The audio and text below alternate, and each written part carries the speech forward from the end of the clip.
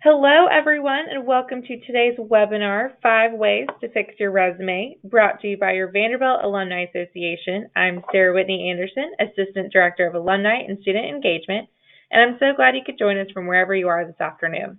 Today's webinar will last around 45 minutes with time at the end for questions. Please feel free to type those questions as you have them in the box on the side panel of your screen throughout the presentation. And we will make sure that they are addressed in some way before time is up. We will also be recording today's webinar and post them on our webpage on VU Connect, and we will share the recording with you via email. Many of you know our presenter today from previous alumni career offerings here at Vanderbilt, and I'm excited she's back with us for this presentation. Hallie Crawford, an alumna of Vanderbilt, is a certified career coach based in Atlanta, Georgia. Her company, HallieCrawford.com, and team of coaches have helped thousands of people nationwide uncover their dream career and make it a reality. Hallie is a regularly featured career expert in the media, including Forbes.com, The Wall Street Journal, CNN, AJC, and Fox News.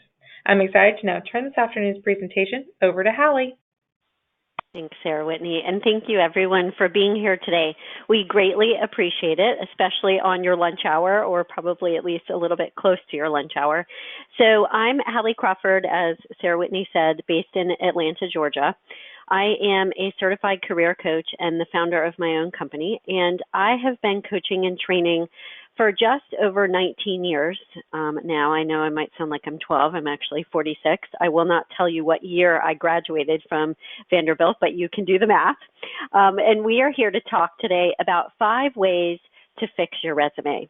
So let's take a look at this next slide here for a second. So the reason why we're discussing this topic is obviously and understandably, and we very much understand, that updating your resume can feel very difficult and not always the most enjoyable thing. You may feel like this woman here staring at her computer screen on the slide. It's overwhelming, and I know this because we assist our clients all day long, not just with their job search and finding their career direction, but also with updating their materials, whether it's their resume, their cover letter, and LinkedIn. And so I know and understand that it can feel very overwhelming because you might not know where to start. You might not be sure what formatting you should use. Does my resume, should I be using color or not? I've seen these text boxes on different resumes. Should I do that? You may not be sure what to include in your resume. And just by the way, your resume is not everything plus the kitchen sink or but the kitchen sink. It should be definitely a tailored document to each position you apply for. And so it can be hard to understand what to include. And some of you may feel like, because a lot of our clients feel this way, so I totally get it, you might feel like, gosh, I'm not a very good writer. So how do I do this effectively to truly market myself for each position? So that's why we're here to talk about how to get started with this and 5 specific ways to help you, get your resume up to snuff. We have been coaching and training, like I said, for just over 19 years, and we do have expert LinkedIn resume writers and cover letter writers on our team. So the advice that I'm going to give you today is advice that all of our coaches use and leverage and provide to our clients, and that our resume writers use as well to help people get started on updating their resume.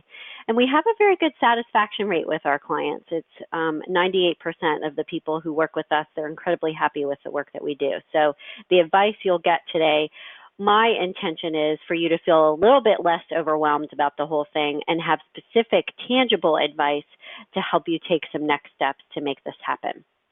So first of all, let's talk about why a solid, clear resume is so important. It's because of these statistics on the slide here. Statistics show that employers, and I would include recruiters in this bucket as well, they spend a maximum of like 10 to 15 seconds scanning a resume or their LinkedIn profile. It's usually both these days. In order to determine a candidate's fit before they decide to keep that resume and read further or toss it and move on to the next person. And also, an average corporate job opening, it attracts around 250 resumes. That is a ton of resumes. So you can see why standing out from the crowd, obviously, is so critically important. On the next slide here, I want you to start to think about and this is obviously, I'm sure, why you're here today, does your resume really represent you based on these three criteria that we have here below on this slide? Does it sell you and market you effectively? Because that's one of the main criteria, obviously, to getting your foot in the door. Does it brand you effectively, though? As part of the selling yourself, it needs to brand you. They need to think of, when they think of the right employee for the position that they're hiring for, you want them to think of you because you are the expert in XYZ, whatever is relevant for that job. And finally, the third criteria is it should make you feel really confident walking into the room for that interview, and it should get you the interview in the first place. So one of the kind of side effects that I say when someone is working with one of our resume writers and in the process of updating their resume, the good thing about doing this, the positive outcome, is not just that you'll have an updated document that, sells you and brands you, but also that you should feel more confident and able to articulate what your strengths and skills are as well. So when someone goes through the process of working on their resume or their LinkedIn profile with us, for example, they feel so much better at the tail end of it because they've really given that time and thought, not just to writing down what they would say on their resume, but now they have specific language to use that they can leverage when they're networking with people, when they're conducting informational interviews, and finally, when they actually get that interview and they're, in the course of answering questions. So we want to do our first poll right out of the box here, and that is on our next slide. So Sarah Whitney, if you could get that started for us, that would be great. We want to ask the question of everybody today, does your resume really represent you based on these three criteria? So please, if you could respond to the poll, that would be great. And remember, it's these three criteria, as well as, like we said, obviously, do you feel like it would land you an interview? And we understand, obviously, the reason why you're here today, if for many of you the answer is no.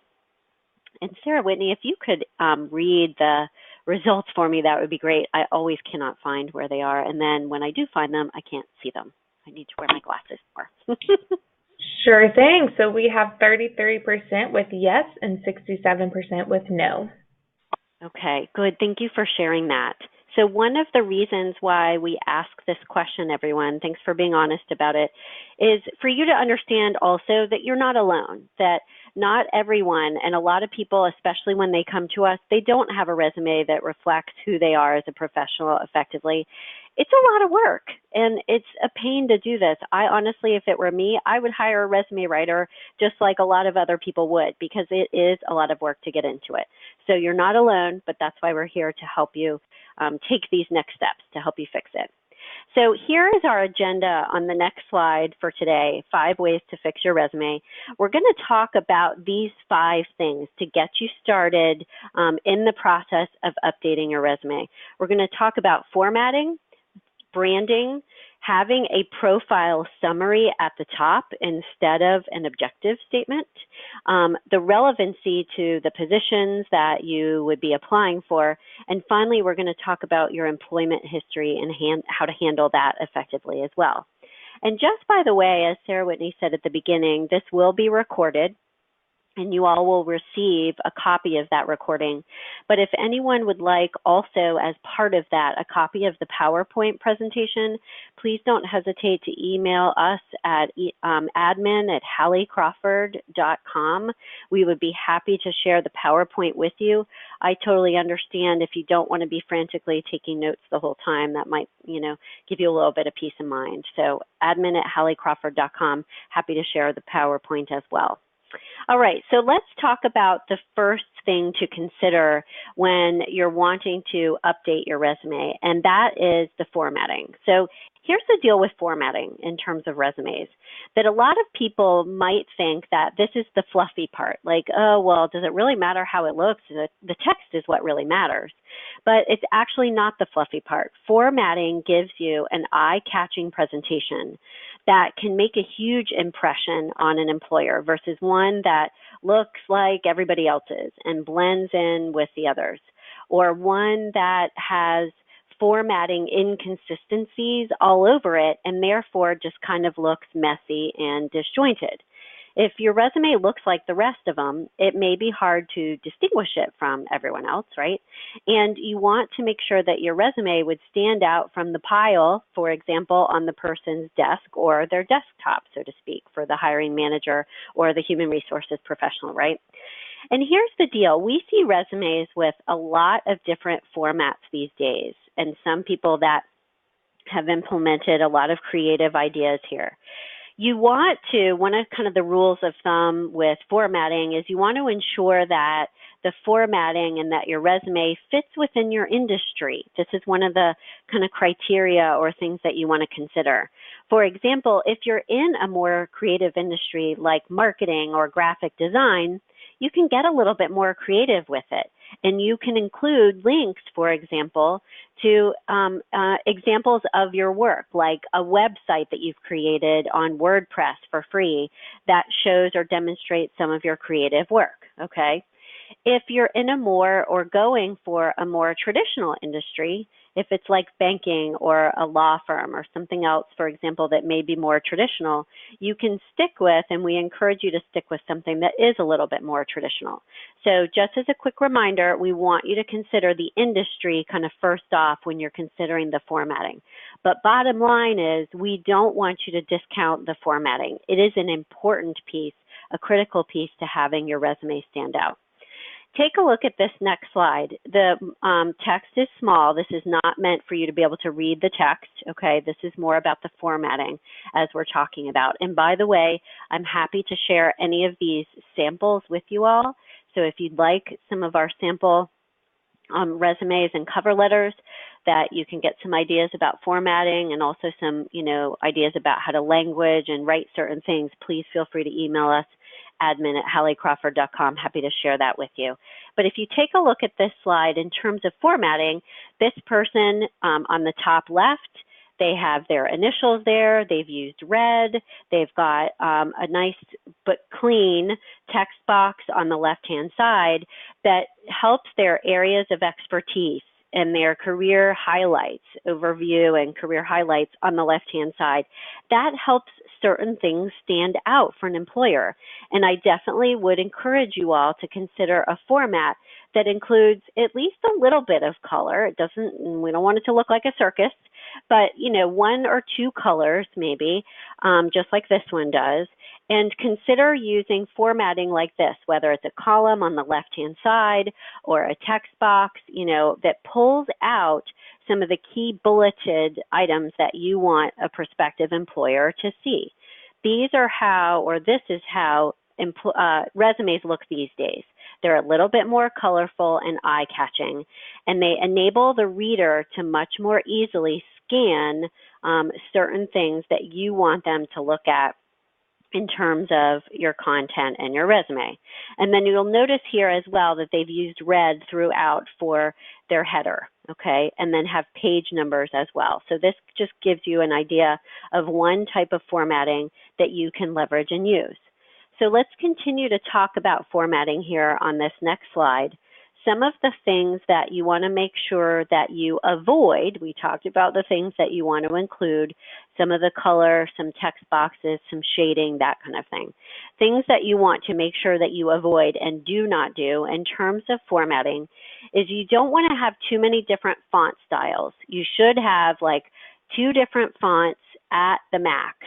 Okay, so it could be Arial. It needs to be something that, is easy to read. So personally, I like Verdana and Arial, for example. Times New Roman, personally, I think looks a little more old school, so I would avoid that.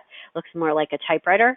But bottom line is only 2 different font styles at the max, and you don't want to have a bunch of different sizes either. The next thing that you want to avoid is making sure that you have a consistent layout, or avoid having an inconsistent layout.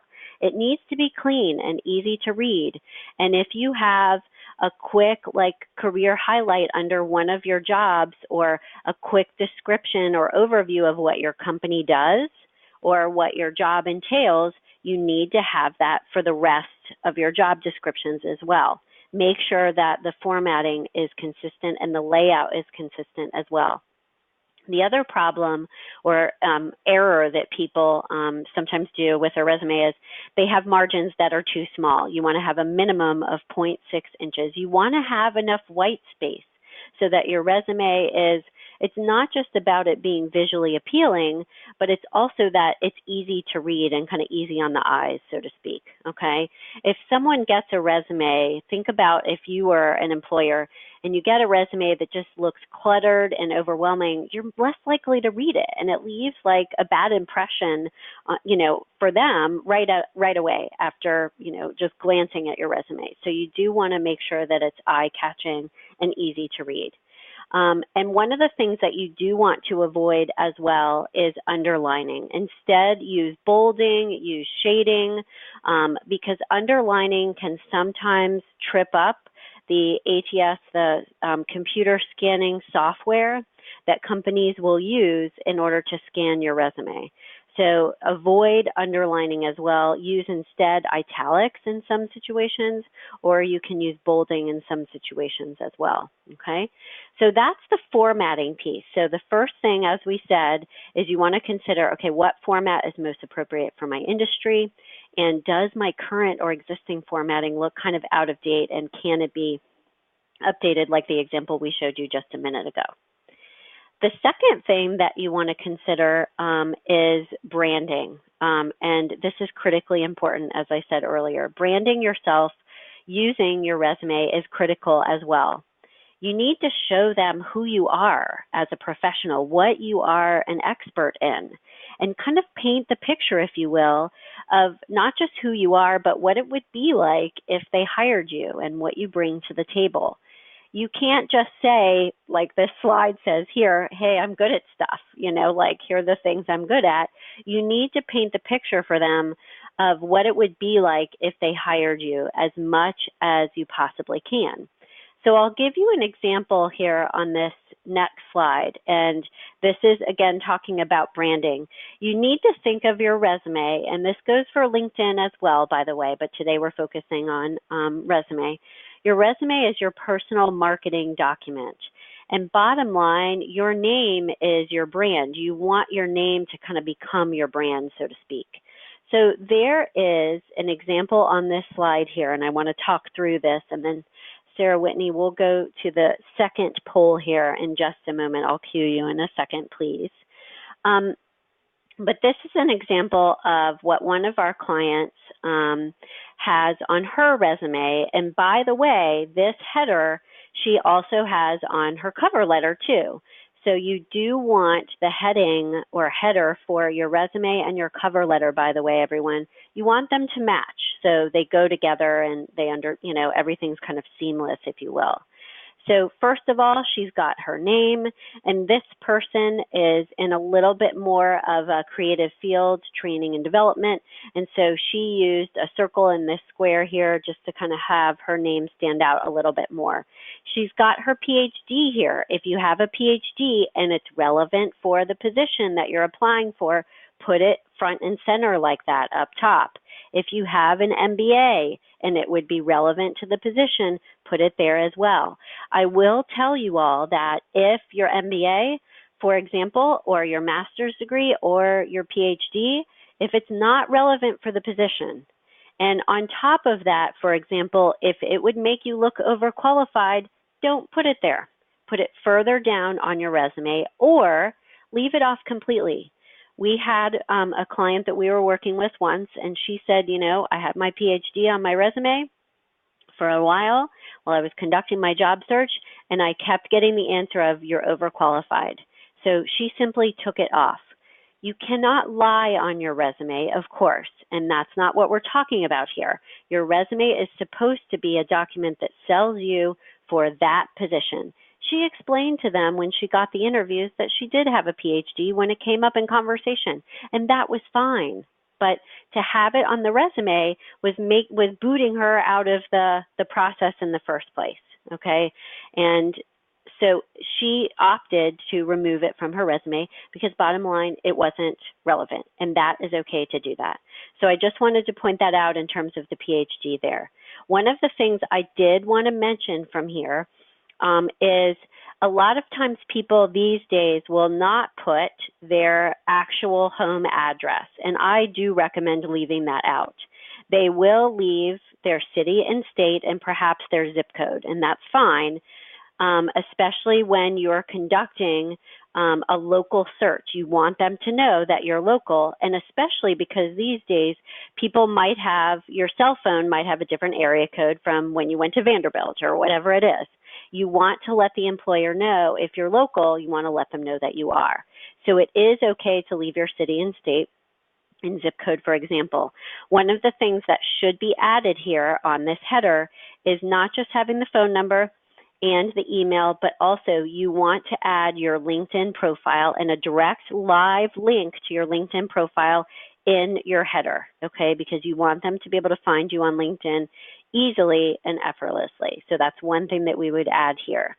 One of the things that I did want to mention is notice these two kind of branding statements, if you will. So these keywords, coach, facilitator, problem solver, visionary, this describes who Tiffany is.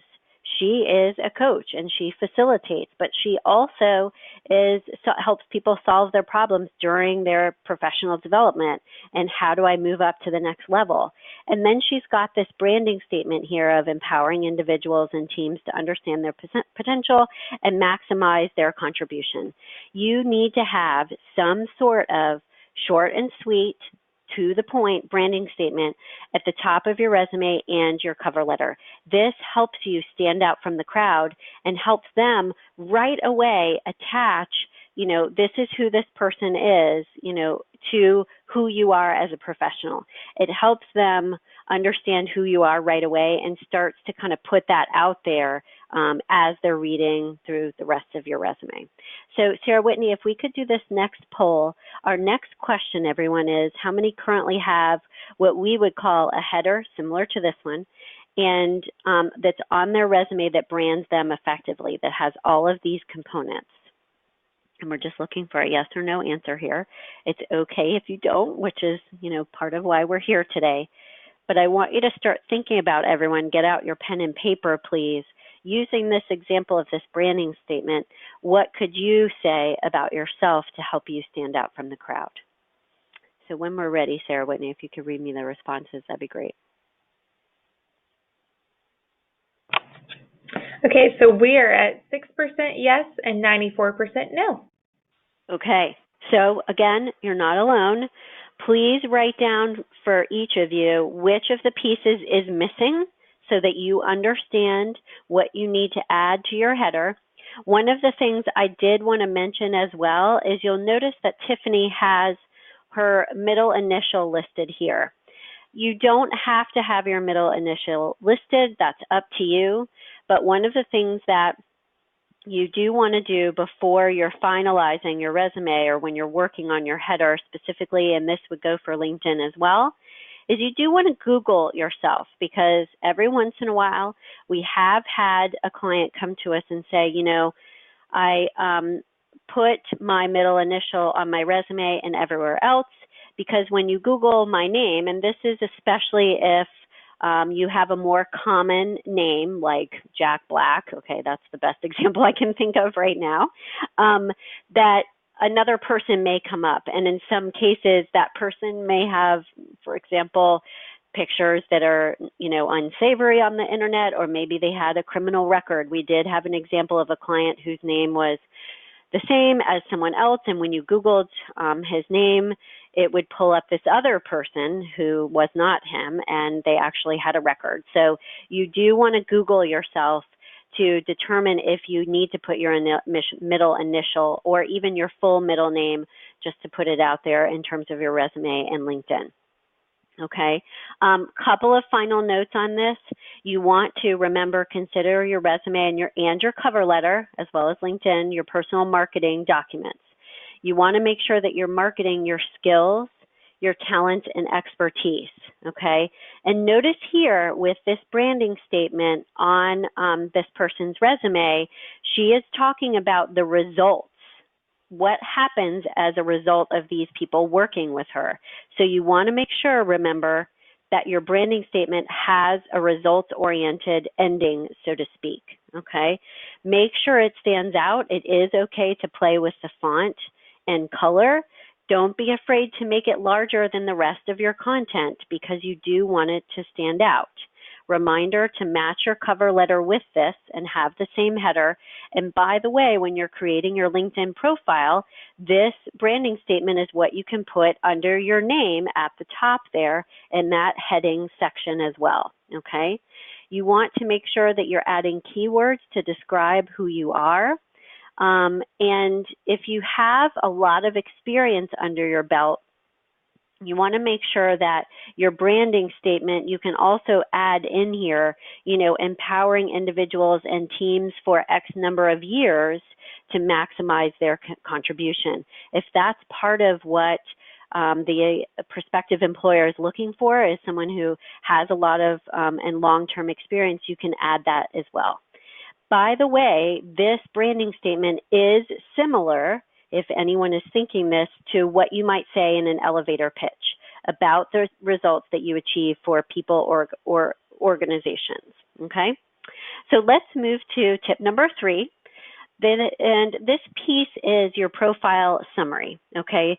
Your summary statement at the top is your summary that goes at the very top of your resume that lets a potential employer know right away who you are and what your expertise is. It's a statement at the top that outlines who you are as a professional and what you bring to the table. And it is part of the branding piece, but it's longer. It's more of a paragraph. By the way, in your summary statement, you can include your soft skills as well as hard skills, expertise, and experience. So I'm going to show you an example summary here from another client, and you'll see he's got his header at the top. He needs to add his LinkedIn profile here, and I would say with this example, we could add a little bit of color too. So with this one, you can see marketing and communication strategist, and then he's got, his 3 kind of keywords here. And his summary, what we're talking about right now, are these 4 bullet points. You want to have a summary. It can either be in a bulleted format like this, or you can create it as a paragraph. But you want to have this stand out, articulating and talking about what your experience is, what the results are that you have achieved, delivering insightful presentations and strengthening relationships. So you'll notice here that a lot of this is tangible expertise and hard skills, if you will, that this person has, but it's also some soft skills as well, encouraging, teams to meet aggressive performance metrics, etc. So don't forget to include in your summary leadership strengths that you have, change management strengths, some of those softer things that are also critically important to employers. And then you'll also notice below his summary that he's got his list of key qualifications and strengths, so that a prospective employer or hiring manager can also scan quickly through the things that he possesses, the strengths that he has, that he brings to the table for this specific position. One of the things you want to consider when you're creating your summary statement, everyone, and also your bullet points, similar to this, and by the way, this is a lot of bullet points in my opinion. I would honestly cut these in half a little bit more just to make it a little bit easier to read and get to the point more. However, it's critically important to make sure that when you're working on these, that you have everything in order of priority. So strategic partnerships, for example, and strategic tactical marketing, those should be 2 of the first things that an employer wants to have for the particular positions that he's applying for. You don't want to put, for example, social media marketing up front if that's either not very relevant to the job, or if it's not relevant at all, it shouldn't be on your list. So make sure also that these are in order of priority, okay? So take a look at this summary, jot down the things that you need to add there, whether it's your key qualifications or coming up with your summary statement, okay? You want, by the way, kind of a final note here, and then we'll keep going, is you don't want this bottom list here to be redundant from what you've said above. You want these to be different keywords that you pull out of your past experience that are not just flat out redundant for what's above. It should be supporting your statements above, okay? So just really quickly, as a reminder, and then we'll keep going with the profile summary for one more slide here. If any of you would like the cover letter or resume examples, happy to share those with you. Just email us at admin@halliecrawford.com. Happy to email those to you, okay? So when you're working on your profile summary, just as a quick reminder, your summary should answer these three questions. Why should I read this? Why should I read further down into this person's resume? Why is it worth doing so? Okay. What skills you bring to the table? Make sure that you have listed all of them. Go line by line with the job description itself. Print both out. Print out your resume. Print out the job description. And before you apply, make sure everything matches up and you've said everything you need to line by line against the job description. And what value do you have that the employer can leverage?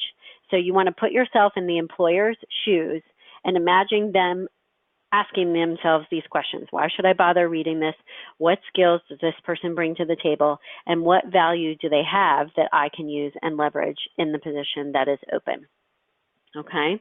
By the way, we do recommend, unless you're a more recent college grad, that your education goes at the bottom of your resume. We do want you to have a summary statement versus either an objective statement, why you want their job, or education. Education will be relevant if, for example, it's a law degree or a PhD, like I said before, that is very specifically relevant. You can't get the job without it, okay? So that goes at the top. Otherwise, it does go at the bottom because you want to have your experience and your summary of qualifications first. Let's talk next about tip number 4 to updating your resume, and this is relevance. And we talked about this a little bit before at the beginning, making sure that your resume and every single thing on it that is listed is relevant to the job. Anything that is not listed, everyone, it diffuses the message. Think of it this way. As they're reading through your resume, you want them to be thinking marketing professional with this, this, and this the whole time they're reading through your resume. And if they start to see something else that's related to, let's say, social media or project management or something that is not aligned with the job, you're going to lose them. They're going to go off track and start thinking of you as something else, and you're going to lose them. So tip number 4 is to keep in mind that your resume is not one size fits all. Yes, you do have to tailor your resume to each position you apply for. Absolutely. People always ask me this, and I'm like, yes, you absolutely do. You need to make sure that you're highlighting the relevant skills and expertise and include quantifiable results for all of your skills.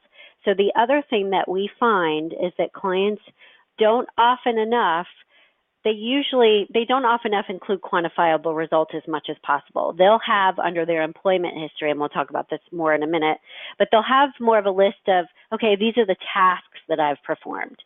That doesn't matter. They want to know the results that you achieved. So make sure that you highlight the most relevant skills and expertise and include the quantifiable results for your skills.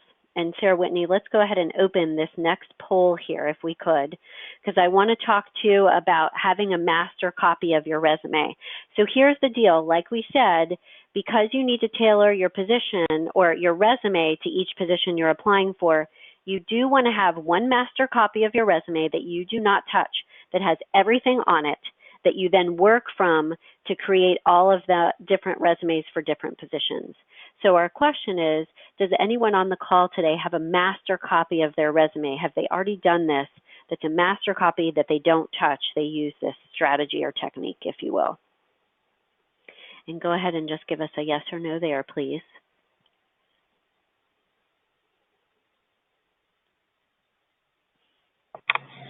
Just trying to wait on that 90% vote. Oh, we're almost there.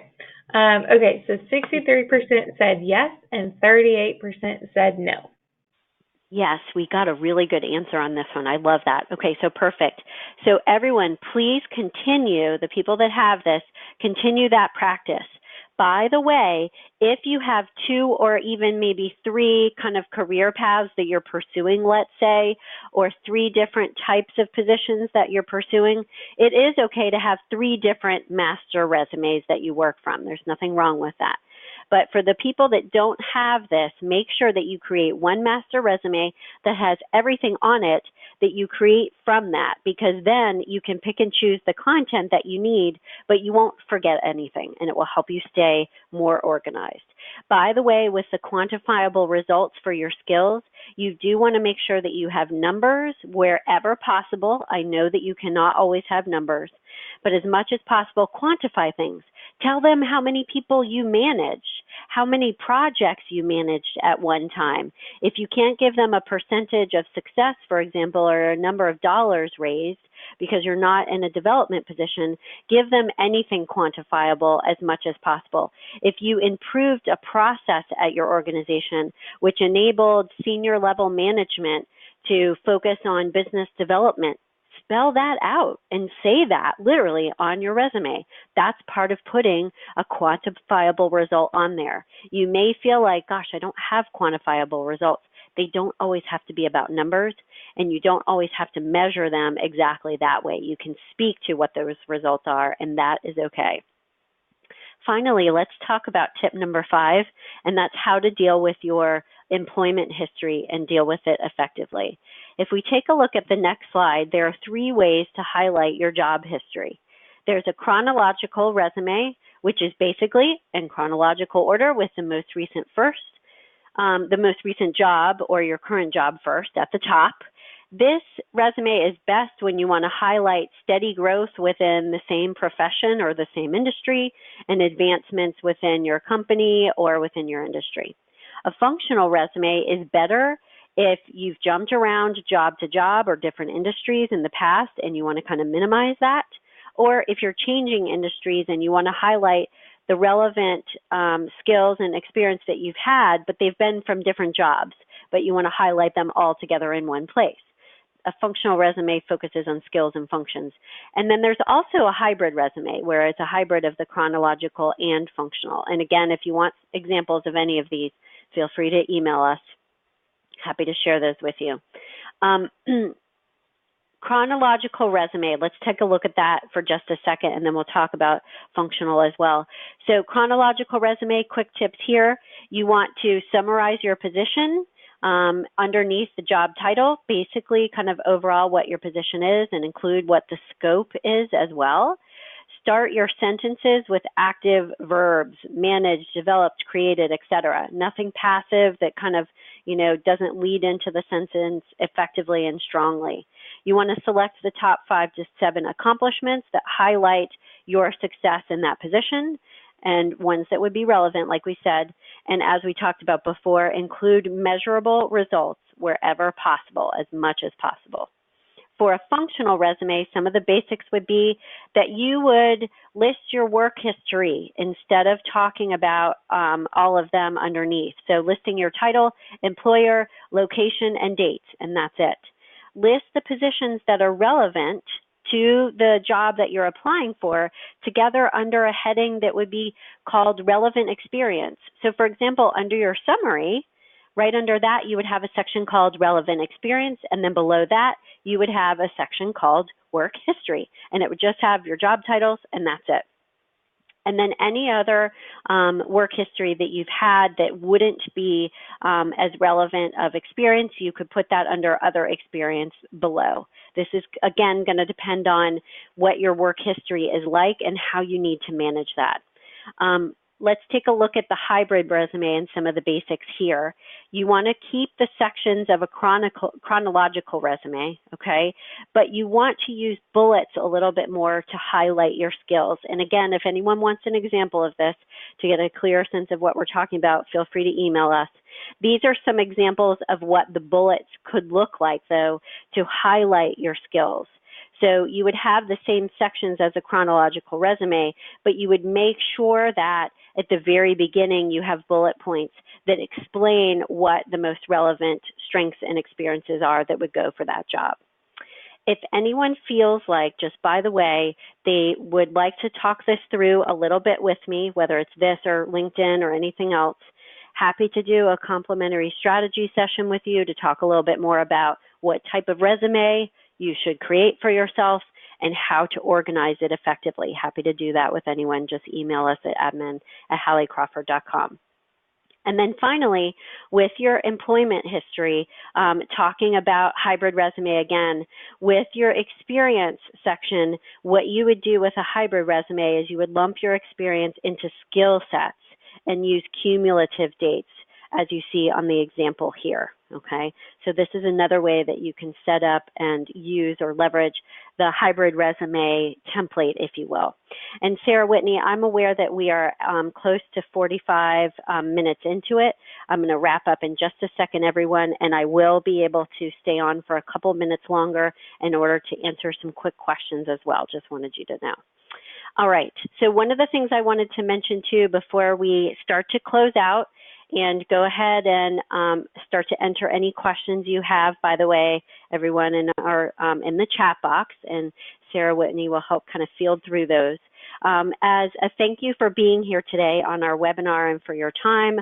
If anyone is like, oh my gosh, this is overwhelming, I would like someone else to help me with my resume or LinkedIn, happy to allow you to have $20 off our services for LinkedIn or resume. Just mention that when you email me to set up a time to chat about it. I'm happy to give you kind of that coupon, if you will. Okay, so I'm going to go through these slides here quickly. And like I said, we're happy to share the PowerPoint with you. These are just some samples of the resume that we shared with you before. And one final note before we get to Q&A, you want to make sure that you always proofread your resume and you have someone else take a look at it, because I promise you there will be things that you'll miss that someone else will catch. We recommend using a 12-point font. My resume writers say that Times New Roman is okay. If that's your favorite, okay, fine. It's not my personal favorite, as I said before. Arial or Garamond, those are some two other good fonts. Printed on high quality paper when you're going in for the interview. And as we said before, you want to make sure the cover letter should have the same formatting, header and otherwise. One of the things that we wanted to mention just really briefly is for anyone that needs to get help with defining their career direction in the first place. If they're like, gosh, I don't know how to format my resume yet because I'm not even sure what jobs I need to apply for. I'm kind of all over the place. We do have our next Define Your Career Direction 4-session webinar program. It is only for Vanderbilt alumni or friends of Vanderbilt alumni or family. It's a 4-session webinar program. It begins next week, September 18th. This is a fantastic program. We get rave reviews on it. It is a very good blend of interactive coaching. It's not just, a lecture style, and it also gives you individual support with me as well. This is for people who need to really narrow down and clarify their career direction specifically. If you feel like you're not sure what your next step should be. And you can just email me at admin@HallieCrawford.com. Happy to chat with you about that for more information, okay? All right, so let's get to the Q&A here. Here are some fun facts about why a resume is important, that it will help you get by the tracking systems that companies use. Social media, remember LinkedIn is critically important as well, because employers and recruiters will find you on LinkedIn to reach out to you for an interview. And remember that only about 5 applicants actually earn an interview from hundreds of applications. And this is part of why your resume and your LinkedIn is so critical. All right, so thanks for your time, everyone, today so far. Sarah Whitney, do we have any questions? My goodness, do we? All right, so the first question is, can you speak a little to those who are re-entering the workforce after taking some time away? Sure. So what I would recommend is that you put something there, what you have been doing. So if you've done any volunteer work, if you've managed any projects at home, like maybe a home renovation or something like that, I would try to find and identify something that you can put down versus nothing. And if you haven't done anything like taken any classes or anything else, I would actually start signing up for some classes that you're taking either on lynda.com or a certification that would be relevant or something so that you can list something on there versus just having that gap. Great. Next question. What are your thoughts about including personal interests on a resume? Example, hiking or yoga. I've heard mixed guidance. I tend to like that as long as it's short and sweet at the end and it doesn't take away or take up space that you need for something else that would be more relevant to the job. So my preference is yes with those criteria I just said, though. Is it okay if resumes are more than one page? Yes. So typically, one-page resumes are for a more recent college grad, like just within the two years out, for example. Some industries prefer one-page resumes, but honestly, all of our clients who have been out of college for more than 2 years, regardless of the industry, they've got a 2 or 3 page resume, and that's completely fine, and it's actually acceptable in what employers look for. What's the best way to address a gap in employment due to having children? Similar or same as question above, where in your cover letter you can say, I took a sabbatical to take care of my family and raise my kids, and here is what I'm looking to do now, and here's why. I want to re-enter the workforce and leverage this many years of experience and the expertise, I had developed before, blah, blah, blah, to get back into the workforce. And then for the resume itself, same answer as before, whatever you have been doing. If you can come up with anything in that time, that's what you put on your resume. All right, next question. When branding, if you use your title, such as PhD on your LinkedIn, should not match on all resumes. Should it match, or say it again? When branding, if you use your title, such as PhD on your LinkedIn, should it not match on all your resumes? No, if you've got your PhD title on your LinkedIn profile at the top, but the job that you're applying for wouldn't require the PhD or it would make you look overqualified, no, you can leave it off. That's totally fine. Oh, and by the way, for the other people, the gap in the resume, wanted to say one other quick thing. This is where a hybrid of the functional and chronological could come in handy, or just having a functional resume, because then the gap in employment is going to be a little less prominent. Great. Well, we have a couple more coming in, so take breath. Yeah. Many companies today require applicants to apply via company's internet portal. Does this change anything about the best practices regarding a resume or cover letter or even LinkedIn documents? LinkedIn, no, because you're not submitting your LinkedIn, you would just put your link in there if anything else. It does change in that if you have a highly formatted resume with text boxes and the things that I showed you, you do need to have a version of your resume that doesn't have those. It's just plain text where you can copy and paste more easily, and it doesn't get all wonky inside of the application, the software online on the web page that you're applying for. So you need to have your fancy, pretty resume, but you also need to have one that is plain text that you can simply copy and paste, and you don't have to sit there and massage the formatting all day long. What age triggers on a resume should we avoid? Age triggers on a resume to avoid. So in some cases, you can leave off your date of graduation from Vanderbilt, or if you got, another degree, you can leave that off. And the thing with the age thing is also you can leave off anything more than 10 years in terms of work experience, you don't need to put it on there. And you can actually shorten that a little bit to deal with the possible ageism issue as well, and not have things that were, longer than 8 years, for example. As much as you possibly can, though, I mean, try to tout your age as an asset and talk about why your experience is an asset. Because at the end of the day, yes, there are things you can do to kind of hide it, but you also want to be confident in, what you bring to the table as a result of your experience. So it's kind of a catch-22 a little bit and a two-way street, but those are some ideas to kind of deal with that. If they are currently earning a master's degree, should they still put the education at the end? Yes, unless that master's degree is like a bottom line criteria, similar to what I said in the presentation. If it's a bottom line criteria to getting the job, and you would say, in process, or you would just say, master's program and blah, blah, blah, graduation, and then you put the month and the year. So it goes at the top if it's relevant. Otherwise, just put it at the bottom. Great.